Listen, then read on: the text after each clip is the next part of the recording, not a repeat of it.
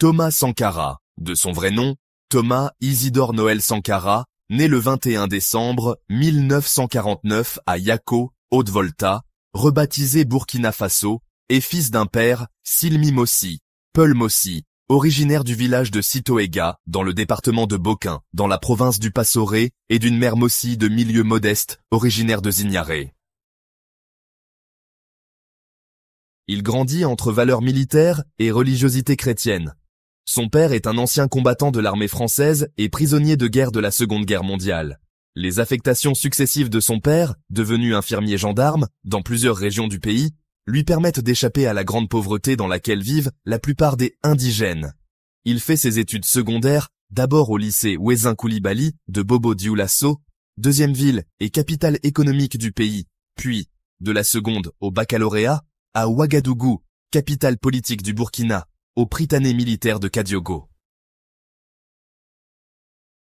Durant ses études, il côtoie des fils de colons. Il sert la messe, mais refuse d'entrer au séminaire. Il suit, tout comme Blaise Compaoré, une formation d'officier à l'école militaire interarmes de Yaoundé au Cameroun, puis à l'académie militaire d'Ansirabe, à Madagascar, où il étudie les sciences politiques, l'économie politique, le français et les sciences agricoles.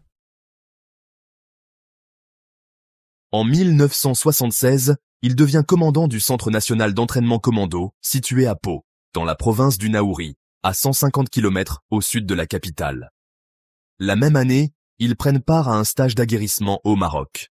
Ensemble, ils fondent le regroupement des officiers communistes, dont les autres membres les plus connus sont Henri Zongo, Boukari Kaboré, Blaise Compaoré et Jean-Baptiste Boukari Lingani.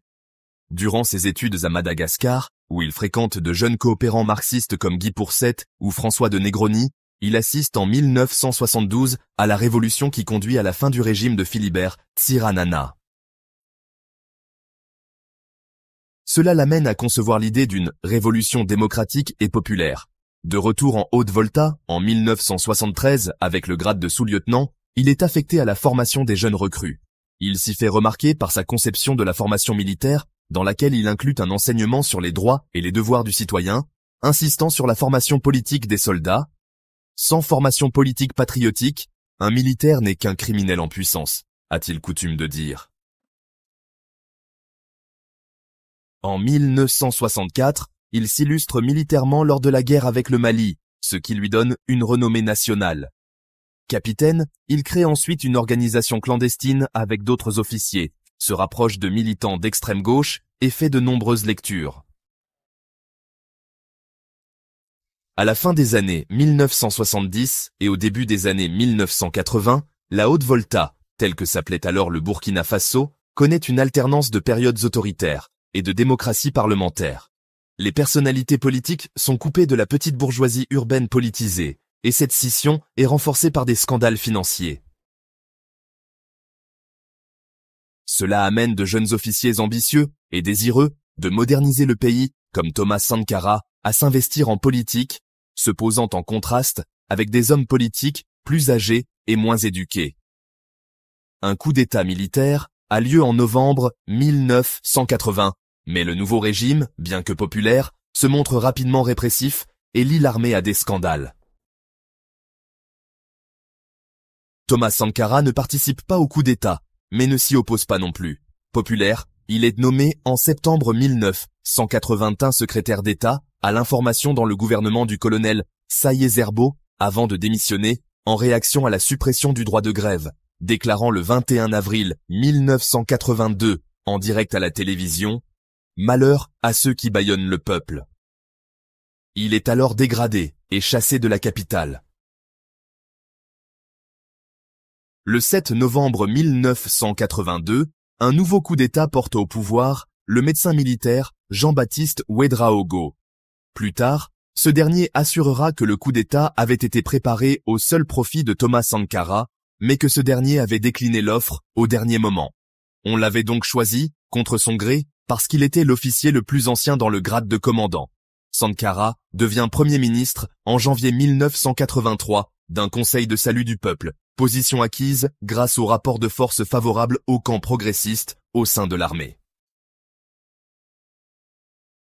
Il se prononce ouvertement pour la rupture du rapport néocolonial, qui lie la Haute-Volta à la France. Lorsque le peuple se met debout, l'impérialisme tremble. L'impérialisme qui nous regarde est inquiet. Il tremble. L'impérialisme se demande comment il pourra rompre le lien qui existe entre le CSP et le peuple. L'impérialisme tremble. Il tremble parce qu'ici à Ouagadougou, nous allons l'enterrer. Il poursuit sur cette ligne en invitant, en avril, le dirigeant libyen Mouammar Kadhafi.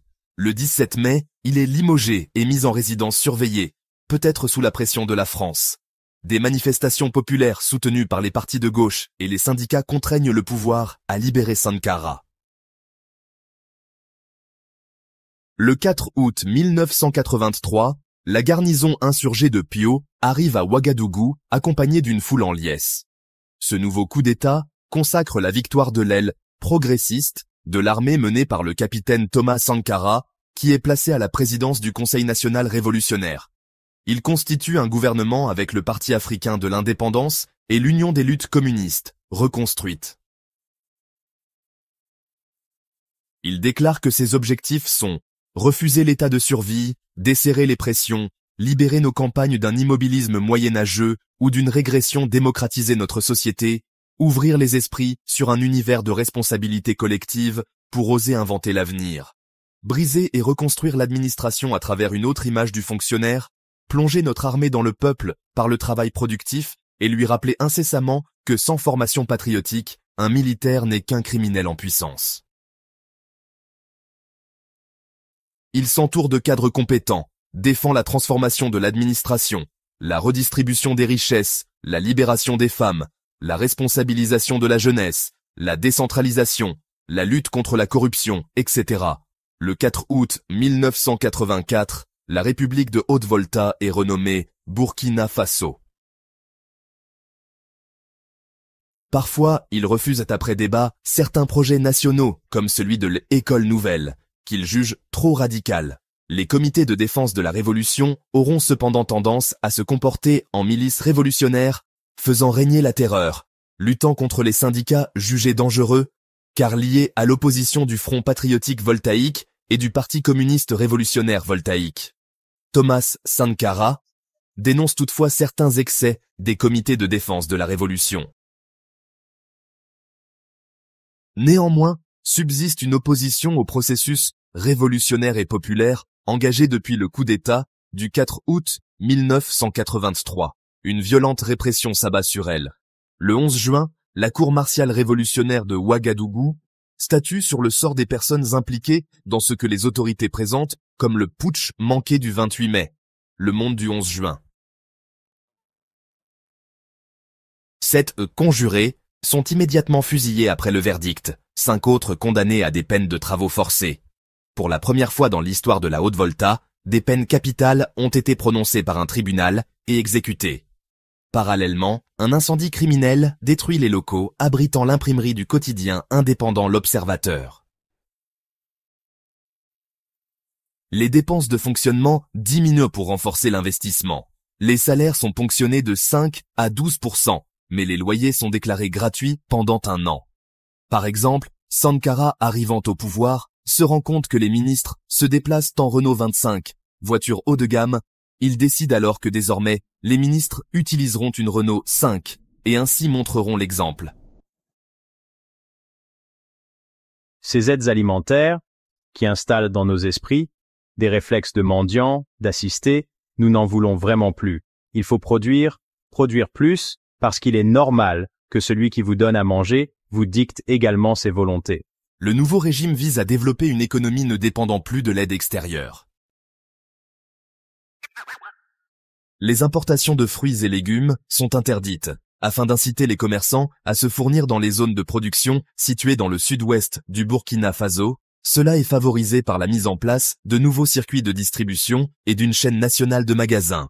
Les CDR permettent aussi aux salariés d'acheter des produits depuis leur lieu de travail. En 1986, le Burkina Faso atteint son objectif de 2 repas et de 10 litres d'eau par jour et par personne. Le rapporteur spécial pour le droit à l'alimentation pour les Nations Unies déclare au sujet de Sankara « Il a vaincu la faim, il a fait que le Burkina, en 4 ans, est devenu alimentairement autosuffisant. Les fonctionnaires sont incités à porter l'habit traditionnel, le faso d'Anfani, ce qui conduit de nombreuses femmes à obtenir un revenu propre en tissant ce vêtement directement chez elles. Soucieux de l'environnement, ils dénoncent des responsabilités humaines dans l'avancée du désert.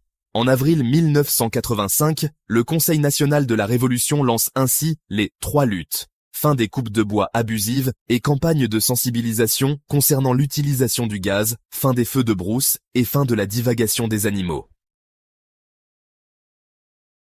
Le gouvernement mène des projets de barrages alors que des paysans construisent parfois eux-mêmes des retenues d'eau. Symboliquement, une journée du marché au masculin est instaurée pour sensibiliser au partage des tâches ménagères. Thomas Sankara avance aussi l'idée d'un « salaire vital », prélevé à la source d'une partie du salaire de l'époux pour le reverser à l'épouse. Il met fin à la dot et au lévirat, qu'il considère comme une marchandisation des femmes. Il met aussi un terme au mariage forcé en instaurant un âge légal, interdit l'excision et tente de s'opposer à la prostitution et à la polygamie. Au niveau international, il critique les injustices de la mondialisation, le système financier, l'importance du Fonds monétaire international et de la Banque mondiale et le poids de la dette des pays du tiers-monde.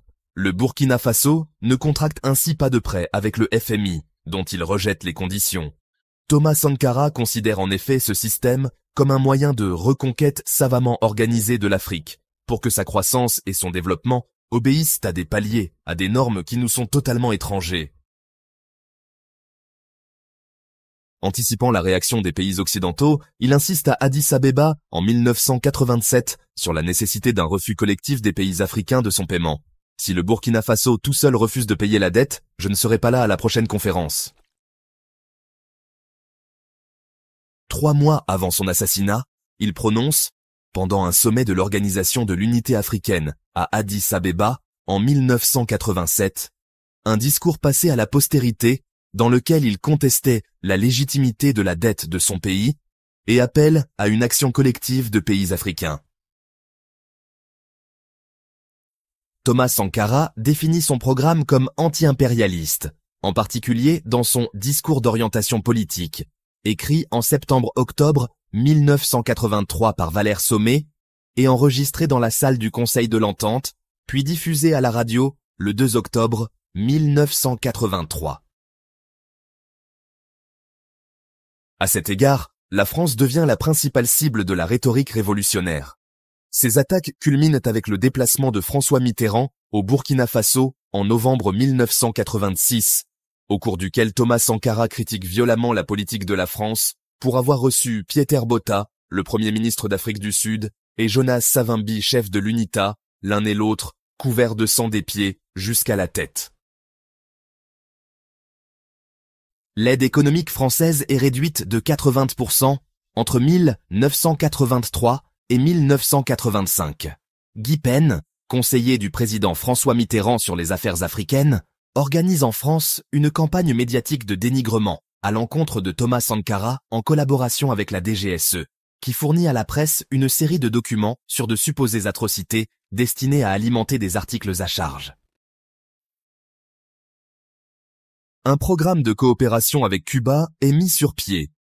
Après avoir rencontré Fidel Castro, Thomas Sankara envoie à partir de septembre 1986 de jeunes Burkinabés à Cuba, afin qu'ils suivent une formation professionnelle et participent, à leur retour, au développement du pays.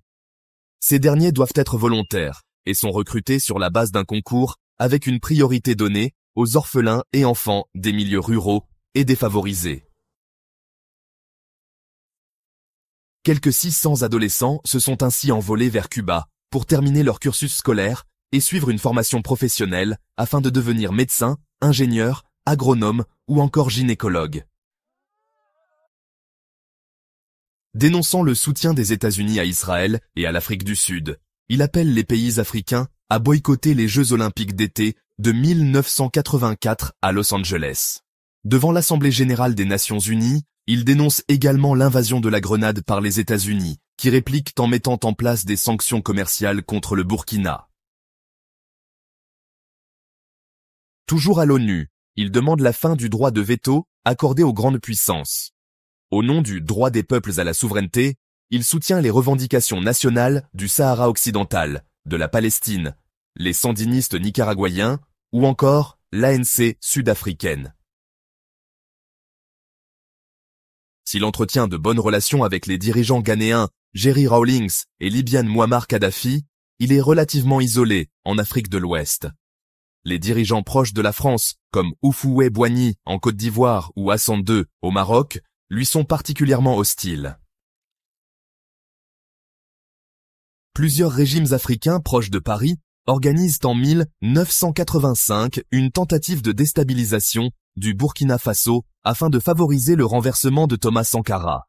Le régime malien du président Moussa Traoré, soutenu par la Côte d'Ivoire et le Togo, fait circuler des rumeurs attribuant à des militaires burkinabés une violation de la frontière et entre en guerre pour quelques semaines avec le Burkina Faso. La Central Intelligence Agency, ou CIA, note dans un câble que « La guerre est née de l'espoir de Bamako que le conflit déclencherait un coup d'État au Burkina Faso ».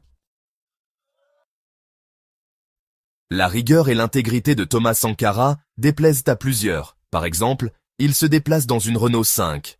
Par ailleurs, face aux dérives de la révolution, l'enthousiasme retombe. Certains membres de la population se sentent frustrés, notamment les chefs traditionnels dont les pouvoirs sont affaiblis par la politique de Sankara.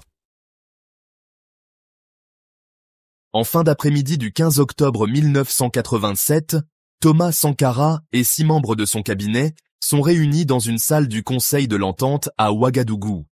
L'objet de la réunion concerne la création d'un parti politique unique de gauche afin de contrer l'émergence des contestations.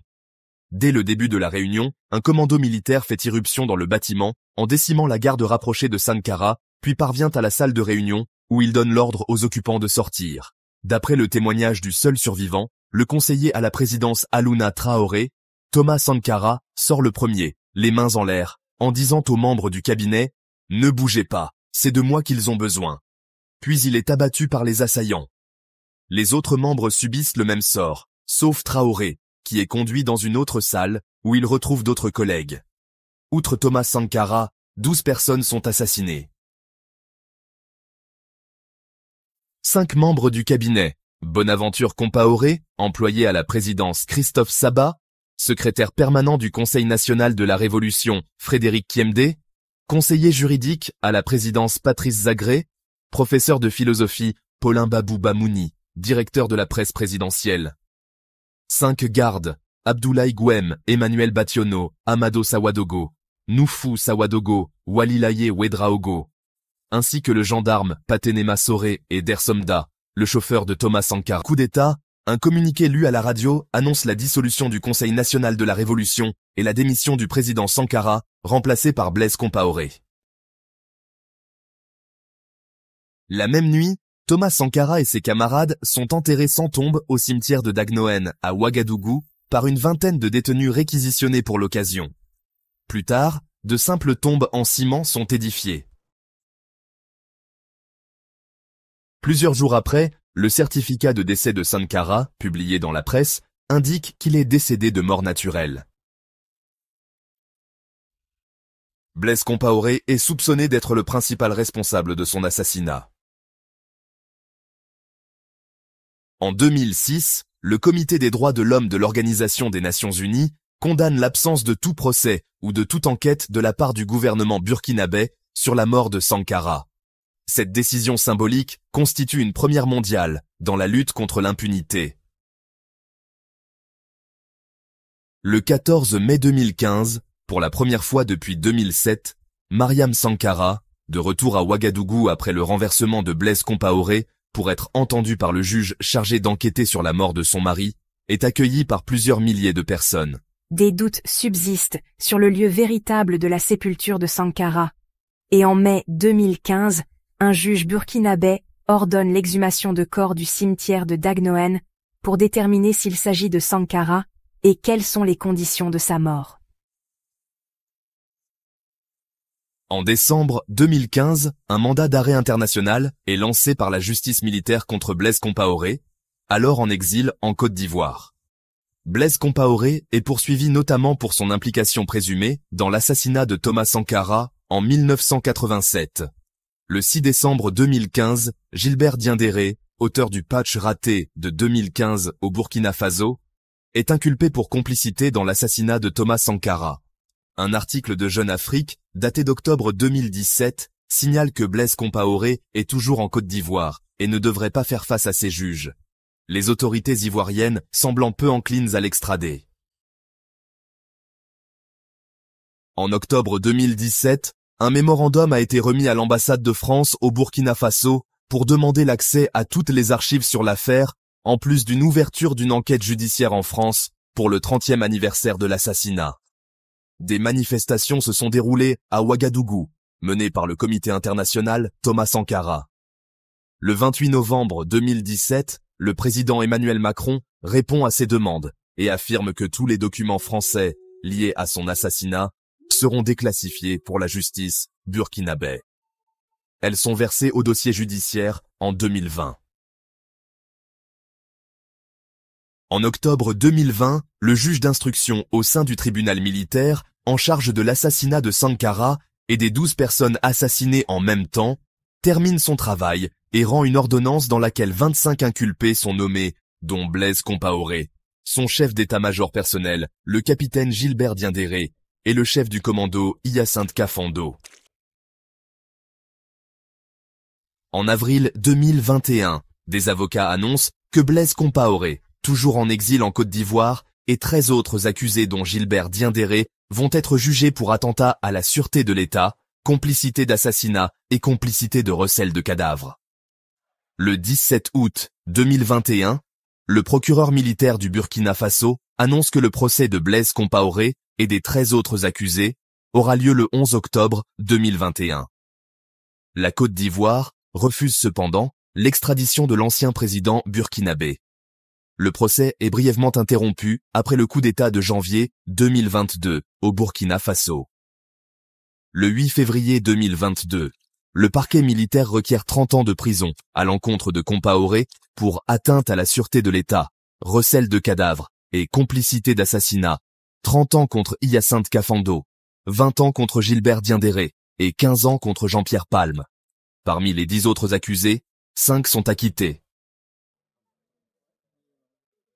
Le 6 avril 2022, Blaise Compaoré est reconnu coupable d'avoir commandité le meurtre de Sankara et est condamné par contumace à la prison à perpétuité. Diendéré est condamné à la même peine. L'action de la France est régulièrement soupçonnée, car Thomas Sankara est devenu gênant du fait de sa lutte contre le néocolonialisme, l'impérialisme et la France-Afrique. Est notamment accusé la main de Jacques Foccart, conseiller du Premier ministre Jacques Chirac, au moment des faits, est considéré comme le « Monsieur Afrique » du gouvernement. Dans un discours du 28 novembre 2017, Emmanuel Macron, alors président de la République française, promet devant un parterre d'étudiants de l'université de Ouagadougou que les archives françaises sur l'assassinat de Thomas Sankara seront déclassifiées et transmises à la justice burkinabé. Cependant, malgré les espoirs suscités par cette annonce, la masse de documents reçus par les magistrats ouagalais contient uniquement des archives classiques et quelques notes sans intérêt des services secrets, qui mettent en évidence un complot projeté par Thomas Sankara pour éliminer Blaise Compaoré. L'implication de la Libye a parfois aussi été alléguée, en dépit du soutien politique et matériel qu'elle apportait à la révolution initialement. La relation entre Mouammar Kadhafi et Thomas Sankara se dégrade lorsque ce dernier refuse de soutenir la position libyenne au Tchad, favorable à Goukouni Weddei contre Hissène Habré, appuyé par la France. Sankara refuse également d'aider Charles Taylor, soutenu par Kadhafi, et le président de la Côte d'Ivoire, Félix Houphouët-Boigny, dans son projet de renverser le pouvoir au Libéria. En 2008, Prince Johnson déclare que Charles Taylor et lui-même ont été sollicités pour assassiner Thomas Sankara, en désignant Blaise Compaoré pour commanditaire avec la caution de Félix Houphouët-Boigny. L'enquête menée à partir de 2015 afin d'éclaircir les circonstances de cet assassinat semble toutefois écarter cette hypothèse, bien que des doutes perdurent. Le procès de Blaise Compaoré porte uniquement sur le volet national de l'assassinat, les complicités étrangères n'étant pas évoquées. À son issue en avril 2022, les avocats de la partie civile déposent une requête auprès du tribunal militaire pour relancer l'instruction du volet international du dossier. Thomas Sankara est un des chefs du mouvement des non-alignés. Il côtoie beaucoup de militants d'extrême gauche dans les années 1970 et se lie d'amitié avec certains d'entre eux. Il met en place un groupe d'officiers clandestins d'influence marxiste, le regroupement des officiers communistes, ou ROC. Dans ses discours, il dénonce le colonialisme et le néocolonialisme, dont celui de la France, en Afrique. Notamment les régimes clients de Côte d'Ivoire et du Mali, lequel lance plusieurs fois des actions militaires contre le Burkina Faso, soutenu par la France. Il se rapproche de plusieurs pays du bloc socialiste. En octobre 1986, peu avant le sommet Gorbatchev-Reagan à Reykjavik, il se rend une semaine en URSS, mais aussi à Cuba, du 25 septembre au 1er octobre 1984, puis une deuxième fois au mois de novembre 1986. Parallèlement, il rejette le fardeau de la dette qui pèse sur les pays en voie de développement. Son discours contre la dette, prononcé le 29 juillet 1987 à Addis Abeba lors d'un sommet de l'Organisation de l'Unité africaine, est sans doute le plus connu des discours de Thomas Sankara. Il y déclare que son pays ne remboursera pas ses créanciers, et argumente notamment ainsi « La dette ne peut pas être remboursée parce que si nous ne payons pas, nos bailleurs de fonds ne mourront pas. Soyons-en sûrs. Par contre, si nous payons, c'est nous qui allons mourir. Soyons-en sûrs également. » D'après Le Parisien, dans les années 1980, certains pays du tiers-monde affrontent une crise de la dette, et le Fonds monétaire international et la Banque mondiale exigent des plans de rigueur de la part des pays concernés. Souhaitant redonner le pouvoir au peuple, dans une logique de démocratie participative, il crée les comités de défense de la révolution, ou CDR, auxquels tout le monde peut participer, et qui assurent la gestion des questions locales et organisent les grandes actions. Les CDR sont coordonnés dans le Conseil national de la Révolution, le CNR. Cette politique vise à réduire la malnutrition, la soif avec la construction massive par les CDR de puits et retenues d'eau, la diffusion des maladies grâce aux politiques de vaccination commando, notamment des enfants, burkinabès ou non, et l'analphabétisme qui diminuera chez les hommes mais reste très élevé chez les femmes, malgré la mise en place de programmes spécifiques comme l'opération Puntois. Des projets de développement sont également portés par les CDR, comme l'aménagement de la vallée de la Sourou, destiné à irriguer 41 000 hectares. Le taux d'alphabétisation passe de 13% en 1983 à 73% en 1987. Concernant la démocratie, il développe une pensée originale. Le bulletin de vote et un appareil électoral ne signifient pas, par eux-mêmes, qu'il existe une démocratie. Ceux qui organisent des élections de temps à autre et ne se préoccupent du peuple qu'avant chaque acte électoral n'ont pas un système réellement démocratique. On ne peut concevoir la démocratie sans que le pouvoir, sous toutes ses formes, soit remis entre les mains du peuple. Le pouvoir économique, militaire, politique, le pouvoir social et culturel. Il est le seul président d'Afrique à avoir vendu les luxueuses voitures de fonction de l'État pour les remplacer par des Renault 5. Profitant de son passage à l'ONU en 1984, il devient le premier dirigeant africain à se rendre dans le quartier d'Harlem où il prononce un discours. Les voyages en classe affaires sont supprimés, les salaires des ministres et hauts fonctionnaires sont baissés. Sankara explique cette approche en février 1986. Karl Marx le disait, on ne pense ni aux mêmes choses ni de la même façon, selon que l'on vit dans une chaumière ou dans un palais. Devant l'ONU, il défend le droit des peuples à manger à leur faim, boire à leur soif et à être éduqués. Pendant ces 4 années, le Burkina Faso est, selon les critères géopolitiques, né au milieu des années 1970, la dernière révolution de l'Afrique progressiste, opposée à l'Afrique modérée. Il lance le premier programme africain de lutte contre la désertification et la déforestation. Si symboliquement, il institue la coutume de planter un arbre à chaque grande occasion pour juguler la désertification, il crée également un ministère de l'environnement, pionnier sur le continent, et multiplie les campagnes de lutte contre le déboisement, les feux de brousse et la chasse illégale. Thomas Sankara est parfois considéré comme un Che Guevara africain. Au Burkina Faso, Une multitude de partis et de mouvements de la société civile se réclament de lui. Il est parfois surnommé le président des enfants ou le président des pauvres. Thomas Sankara a été proclamé modèle par la jeunesse africaine au Forum social africain de Bamako en 2006 et au Forum social mondial de Nairobi en 2007. Depuis le 28 décembre 2005, une avenue de Ouagadougou porte son nom, dans le cadre plus général d'un processus de réhabilitation décrété en 2000, mais bloqué depuis lors. Diverses initiatives visent à rassembler les sankaristes et leurs sympathisants, notamment par le biais d'un comité national d'organisation du 20e anniversaire de son décès, et à célébrer sa mémoire, notamment par des manifestations culturelles, tant au Burkina Faso que dans divers pays d'implantation de l'émigration burkinabé. En 2007, pour la première fois depuis 19 ans, la veuve de Thomas Sankara, Mariam Sermé Sankara, a pu aller se recueillir sur sa tombe présumée lors des 20e commémorations à Ouagadougou.